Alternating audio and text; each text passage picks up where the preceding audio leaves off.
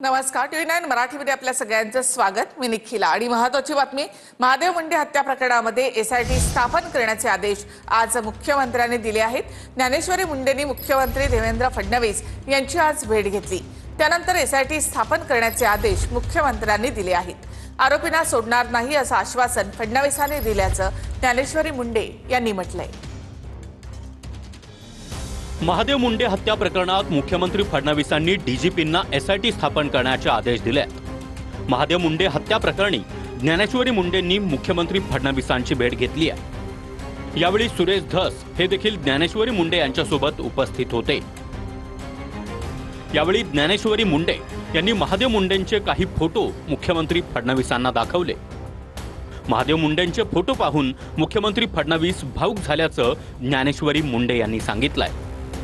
महादेव मुंडेंच्या पत्नी ज्ञानेश्वरी मुंडे यांच्या मागणीनुसार मुख्यमंत्री देवेंद्र फडणवीसांनी एसआयटी स्थापन करण्याचे आदेश दिले आहेत। ते बी एकदम भावुक झाले जेव्हा मी प्रतिक्रिया म्हणजे 21 महिन्याचा जे मी वृत्तांत त्यांना सांगितला तेव्हा ते पण भावुक झाले। त्यांना मी फोटो पण दाखवले, साक्षात त्यांनी डोळे झाकले आणि माझ्या लेकरा बाळाकडे बघून त्यांनी तात्काळ त्या अधिकाऱ्यांची फोन लावून पुन्हा बीडच्या एसपी सरांना बी त्यांनी बोलले की तुम्ही बी अजून लक्ष द्या याच्यामध्ये एसआयटी मध्ये सुद्धा आणि त्यांच्यासोबत तुम्ही पण लक्ष घाला अजून या केसमध्ये आणि आरोपींना तात्काळ अटक करा असे म्हणले आहेत मुख्यमंत्री। मी साहेबांना निवेदनामध्ये नावं दिली आहेत। मग साहेब म्हणले आहेत तात्काळ आपण ह्याच्यावर मागणी करू आणि मी नार्को टेस्ट त्यांना हे केली आहे की आता 21 महिने झालं की आरोपी डायरेक्ट कसे म्हणतील की आम्ही खून केला आहे, म्हणून ते पण मी मुख्यमंत्री साहेबांना सांगितलं। आणि माननीय मुख्यमंत्री महोदयांनी तातडीने डीजी साहेबांना सांगून त्या ठिकाणी लगेच्या लगे ऑर्डर काढा, आजच्या आज ऑर्डर काढा आणि ही एसआयटी स्थापन करा। आणि ज्ञानेश्वरी ताई आम्हाला सर्वांना विश्वास आहे, मुख्यमंत्र्यांनी अक्षरशः डोक्याला हात लावला ते फोटो वगैरे पाहिल्याच्या नंतर की हे इतकं भयानक असू शकतं का। धनंजय मुंडे यांची मंत्रिपदासाठी लॉबिंग सुरू असल्याची चर्चा आहे। त्यामध्ये धनंजय मुंडेंनी 2 वेळा मुख्यमंत्री देवेंद्र फडणवीस यांची भेट घेतली। काल आणि आज सलग 2 दिवस धनंजय मुंडेंनी फडणवीसांची भेट घेतली आहे। धनंजय मुंडेंच्या सलग 2 दिवस मुख्यमंत्र्यांच्या भेटीनं चर्चांना उधाण आलं आहे। मंत्रिमंडळात पुन्हा सहभागी होण्यासाठी पुन्हा लॉबिंग सुरू झाल्याच्या चर्चा आहे। बुधवारी दुपारी धनंजय मुंडेंची मुख्यमंत्री फडणवीसांसोबत पहिली भेट झाली। गुरुवारी धनंजय मुंडेंनी पुन्हा मुख्यमंत्री फडणवीसांची भेट घेतली। गुरुवारी मुंडेंच्या भेटीआधी अजितदादा मुख्यमंत्री फडणवीसांना वर्षावर भेटले। अजितदादांची 11:30 वाजता वर्षावर मुख्यमंत्र्यांची भेट झाली। त्यानंतर मुख्यमंत्री फडणवीसांची सह्याद्रीवर तटकरेंसोबत भेट झाली। दरम्यान अजित पवारही सह्याद्रीवर पोहोचले। अजित पवारांनंतर धनंजय मुंडेही सह्याद्रीवर पोहोचले। सह्याद्रीवर दादा, तटकरे, फडणवीस आणि मुंडे भेटल्याची चर्चा आहे। 2 दिवसात मुंडे आणि मुख्यमंत्री फडणवीसांच्या 2 भेटी झाल्यानं मंत्रिपदासाठी धनंजय मुंडे लॉबिंग करत असल्याच्या चर्चा आहेत। कृषी घोटाळ्यात, अवजार खरेदी घोटाळ्यात मुंबई उच्च न्यायालयाची क्लीन चिट मिळाल्यानंतर धनंजय मुंडे मंत्रिमंडळात सहभागी होणार असल्याच्या चर्चा आहेत। मुंडेंच्या मंत्रिपदासाठी लॉबिंग सुरू असल्याच्या भेटीगाठीनं चर्चा वाढल्या। इतर मंत्र्यांच्या अतिरिक्त खाती धनंजय मुंडेंना देण्याच्या चर्चा।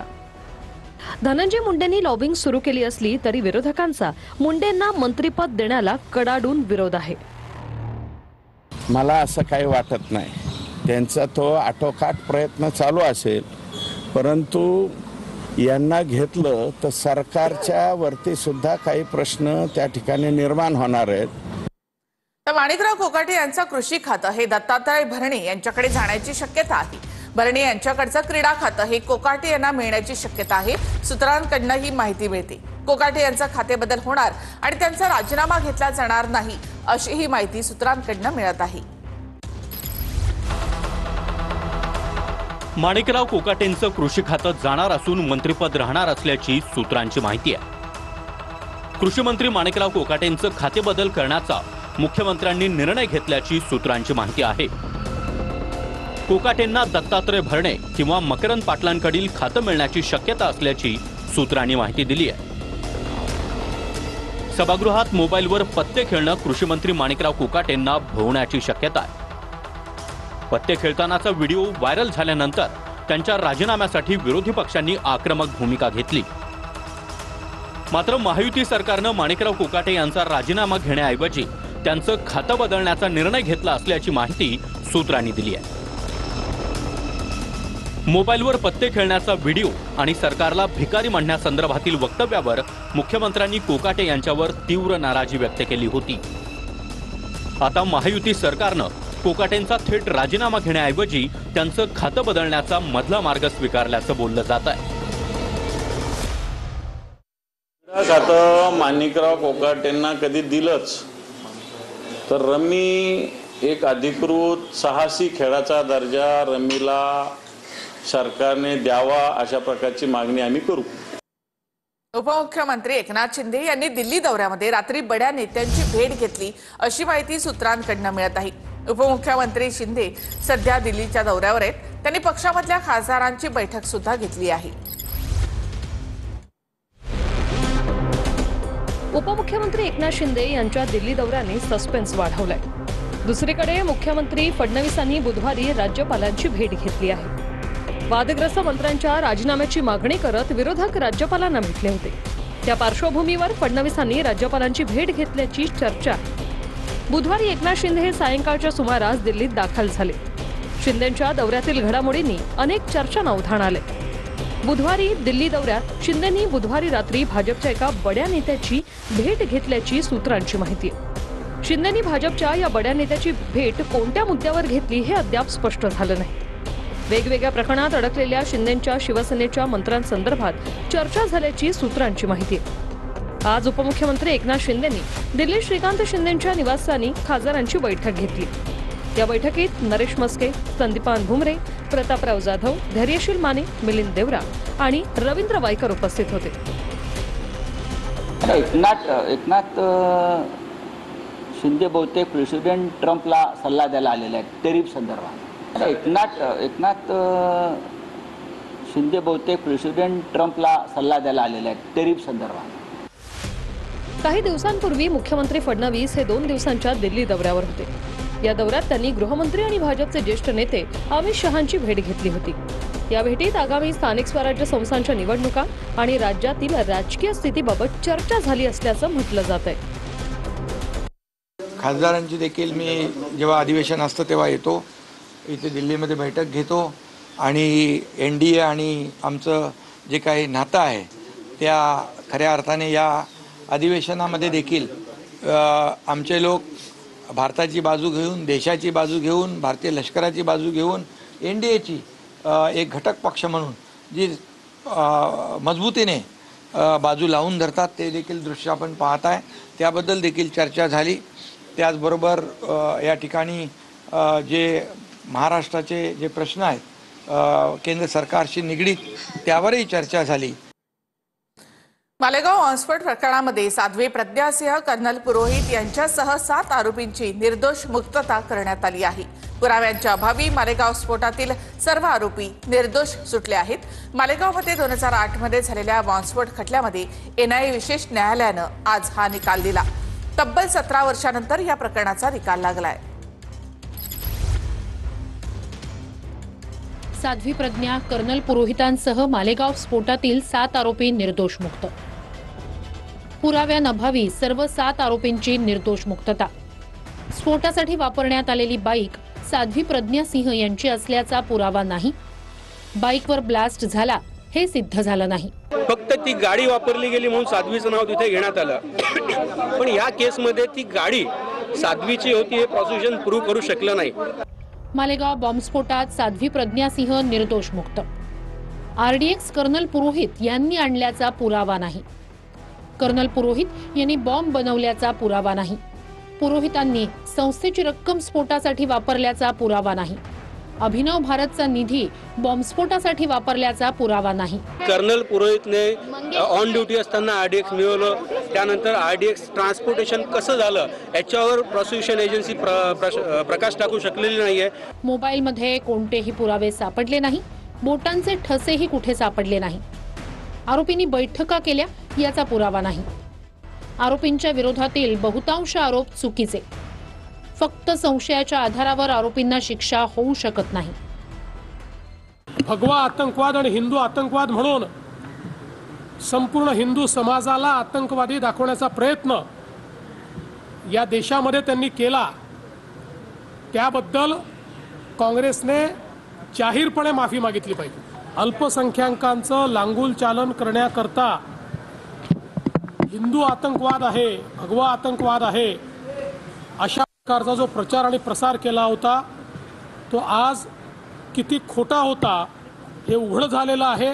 17 वर्ष एवढा मोठा कालावधी या बेकसूर लोकांना ज्या काही यातना भोगाव्या लागल्या त्यानंतर हा निकाल आज लागला आहे. ठीक आहे, 17 वर्षानंतर का होईना, पण सच्चाईचा विजय झालेला आहे. प्रांजल खेवलकर यांच्यासह इतर 4 आरोपींना 14 दिवसांची न्यायालयीन कोठडी देण्यात आली आहे. खेवलकर यांची येरवडा जेलमध्ये रवानगी करण्यात आली असून खेवलकर उद्या जामिनासाठी अर्ज करणार आहेत. दरम्यान आजच्या सुनावणीतही रोहिणी खडसे वकिलांचा कोट घालून कोर्टामध्ये उपस्थित होत्या. पुणे पार्टी प्रकरणी रोहिणी खडसेंचे पती प्रांजल खेवलकरांसह 4घांना 14 दिवसांची न्यायालयीन कोठडी मिळाली आहे. प्रांजल खेवलकर सध्या येरवडा जेलमध्ये असून उद्या जामिनासाठी अर्ज करणार आहेत. पतीच्या सुनावणीवेळी रोहिणी खडसे आजही कोट घालून कोर्टात दाखल झालेल्या पाहायला मिळाल्या. कोर्टात काय झालं? सरकारी वकिलांचा युक्तिवाद. ड्रग्ज कुठून आणलं ते आरोपी सांगत नाहीत. मोबाईल लॅपटॉपची तपासणी करायची आहे. या प्रकरणात अजून कोणाचा सहभाग आहे का याचा तपास करायचा आहे. आरोपीचे मोबाईल चॅट आढळून आले. सगळा न्यायप्रविष्ट विषय आहे, मी आधी सांगितलंय, आणि माझा न्याय व्यवस्थेवरती पूर्ण विश्वास आहे. जे काय असेल ते सगळ्या रीतीने सगळं सत्य समोर येईल. 2 दिवसापासून आर्ग्युमेंट तुम्ही ऐकताय, पोलीस रोज काहीतरी खोटं दावे केले जाते असं तुमच्या वकिलांचं म्हणत आहे. आर्ग्युमेंट आज पण वेगळे आर्ग्युमेंट न्याय प्रविष्ट आहे, त्यामुळे त्यावर बोलणं योग्य होणार नाही. पण तुम्ही त्यांच्याशी बोललात का? कोर्टामध्ये काही वेळ दिली होती त्यावेळेस त्यांनी काय सांगितलं? हे सगळं न्याय प्रविष्ट आहे, त्याच्यामुळे याच्यावर आज रोजी काही बोलणं कठीण. खेवलकरांच्या वकिलांचा युक्तिवाद. पुणे पार्टी प्रकरणात पूजा सिंह या महिलेला प्लांट करण्यात आलं. आरोपीच्या मोबाईल चॅटमध्ये ड्रग्जचा उल्लेख आहे का? ज्या दिवशी पंचनामा केला त्यावेळी ड्रग्ज का आढळला नाही? तुमचे व्हिडिओ बाहेर काढले जातील अशी धमकी दिली जाते. ज्या महिलेकडे कोकेन सापडलं ते नेमकं कुठून आलं हे समजलेलं नाही. राजकीय परिवाराशी संबंध असल्यानं खेवलकरांना त्रास दिला जातोय. ज्या महिला न्यायालयीन कोठडीत गेल्या त्यांना चांगलं काम केलं म्हणून बक्षीस देण्यात आलं. पोलिसांचा युक्तिवाद. खेवलकरांच्या फोनमध्ये आक्षेपार्ह व्हिडिओ आणि चॅट. खेवलकरनं मुलीचे व्हिडिओ दुसऱ्या आरोपीला पाठवले. व्हिडिओ पाठवत ऐसा माल चाहिए असा मेसेज केल्याचा युक्तिवाद. असं काही नाही, असा आक्षेपार्ह व्हिडिओ वगैरे काही नाही. ज्याचा त्याचा वैयक्तिक अधिकार आहे, ज्याच्या त्याच्या फोनमध्ये वैयक्तिक नंबर जातो. लवकरच आम्ही जामिनासाठी अर्ज करू आणि जामिनासाठी आम्ही लवकर अर्ज करू आणि जामिनासाठी लवकर अर्ज आलेला तपासाचे कागद पाहून त्याचे अवलोकन करून योग्यता करायचा का नाही हे चर्चा करून आम्ही ठरवू.